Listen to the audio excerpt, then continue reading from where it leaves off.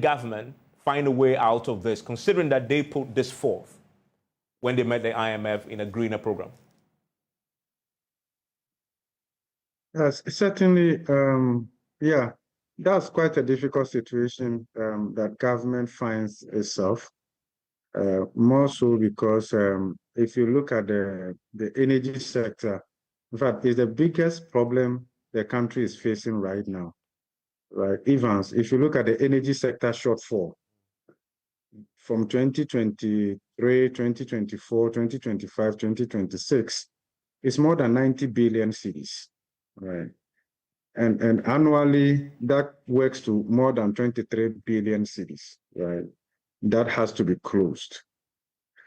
But if you look at the approach government has adopted to close that, and I think that is where the problem is, right?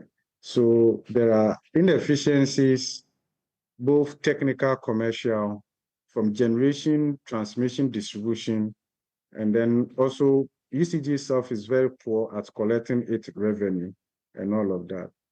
If you put all of that together and you look at the level of utility adjustment under this program alone, from the first quarter of 2023, first quarter, the second quarter, third quarter, fourth quarter, and then also the VAT, the 15% VAT on the consumption, I think that's just too much, right?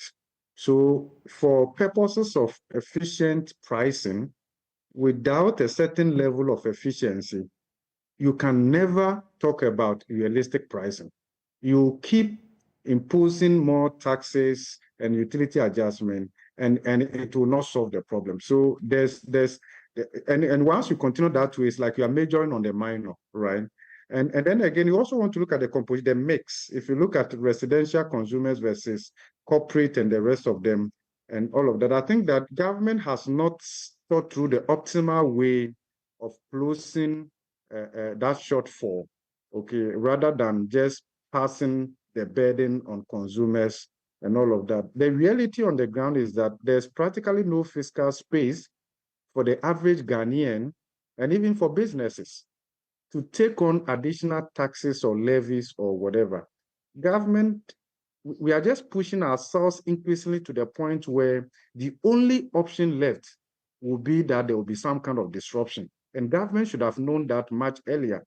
And I don't think that it is so much of the doing of the IMF, right? Because in terms of the broad